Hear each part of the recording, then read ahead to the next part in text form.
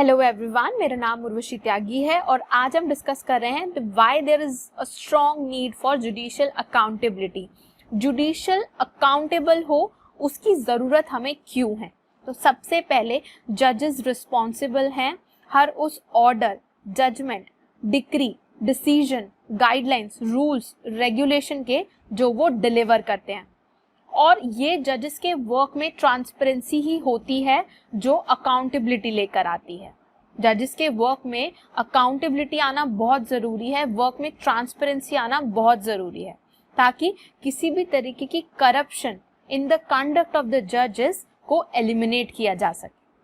सबसे इम्पॉर्टेंट ये जानना है कि जुडिशरी एक इंडिपेंडेंट बॉडी है और रिस्पॉन्सिबल है जस्टिस डिलीवर करने के लिए और हमारे कॉन्स्टिट्यूशन की इंटीग्रिटी को अपहोल्ड करने के लिए। इसलिए इट्स वेरी इंपॉर्टेंट कि जुडिशरी अपने एक्शंस में अनबायस्ड हो और इम्पार्शियल हो।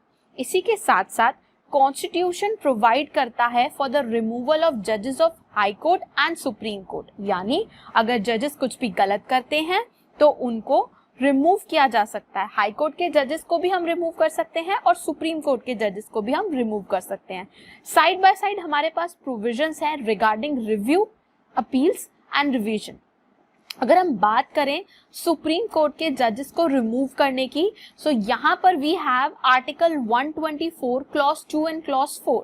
और अगर हम बात करें on the other hand high courts के जजेस को रिमूव करने के लिए, so we have article 217।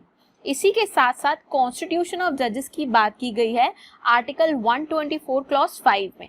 Then अगर हम बात करें इंक्वायरी की अगेंस्ट द जजेस, बिकॉज जो जजेस को रिमूव करने का प्रोसीजर है उसे हम बोलते हैं इम्पीचमेंट। तो यहाँ पर अगर जजेस रिमूव होते हैं तो वो रिमूव होते हैं on the ground of misbehavior or incapacity, proved misbehavior या incapacity, they go against the constitution।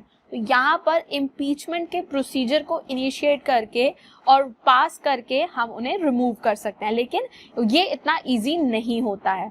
तो हम देख सकते हैं कि हमारे पास एक एक्ट है इंक्वायरी एक्ट 1968 जो अपने अंडर प्रोविजन प्रोवाइड करता है to regulate the investigation procedure. तो जजेस के जो मिसबिहेवियर है या इनकैपेसिटी है उसके रिगार्डिंग या मिसबिहेवियर को इन्वेस्टिगेट करने के लिए जो प्रोसीजर है वो मेंशन है इंक्वायरी एक्ट 1968 के अंडर। अगर हम देखें कुछ important key point that why there is need for strong judicial accountability, तो सबसे पहला पॉइंट है change in demand of the public belonging to welfare state. Now it's a welfare state. लोग अपने अधिकारों के बारे में बहुत अच्छे से जानते हैं, उन्हें अपने सही और गलत के बारे में लोग ज्यादा अवेयर हैं, इसलिए they are ready to take legal action against any wrong. उन्हें लगता है उनके अगेंस्ट रॉन्ग हुआ है इन द कोर्ट और बाय द जजेस और बाय एनी लॉ ऑफिसर, तो they are ready to take action. Then second point, absence of remedy for regulating misbehaviour among जजेस।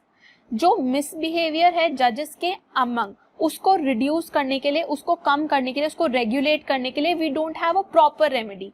इम्पीचमेंट का प्रोसीजर हमारे पास है, लेकिन it's not very easy to remove a जज बाय इम्पीचमेंट। ये एक लेंदी, एक लॉन्ग प्रोसीजर है। उसके बाद हम देखें द क्रेडेंशियल ऑफ द जजेस that are practicing in Supreme Court and High Court are kept private। जो क्रेडेंशियल है जजेस का, चाहे हाई कोर्ट के जजेस में प्रैक्टिस कर रहे हो या सुप्रीम कोर्ट के कोर्ट्स में प्रैक्टिस कर रहे हो, वो क्रेडेंशियल जो है वो प्राइवेट रखा जाता है फ्रॉम पब्लिक से। Then there is reservation of seats in judiciary. Judiciary में ऑफ कोर्स रिजर्वेशन है। देन अपनी एक बॉडी उनकी है जो अपॉइंट करती है, तो अपॉइंटमेंट का प्रोसीजर भी ऐसा है कि अपने ही जजेस होते हैं, कॉलेजियम होता है जो अपॉइंट करता है। Then there is a necessity of efficiency, the necessity of transparency. Transparency कितनी है जुडिशरी के प्रोसीडिंग्स में और जजमेंट मेकिंग में, ये इवैल्यूएट करने की हमें आज के टाइम पे जरूरत है। इसी के साथ साथ there exist no provision in the Indian constitution which direct in reviewing the Supreme Court's decision. Supreme Court's के डिसीजन के अगेंस्ट हम नहीं जा सकते हैं, उनको रिव्यू करने का प्रॉपर सिस्टमिक प्रोसीजर हमारे पास नहीं है। तो यहाँ हमने देखे कुछ की points that are the needs for strong judicial accountability and I hope आपको ये वीडियो अच्छा लगा हो। Thank you.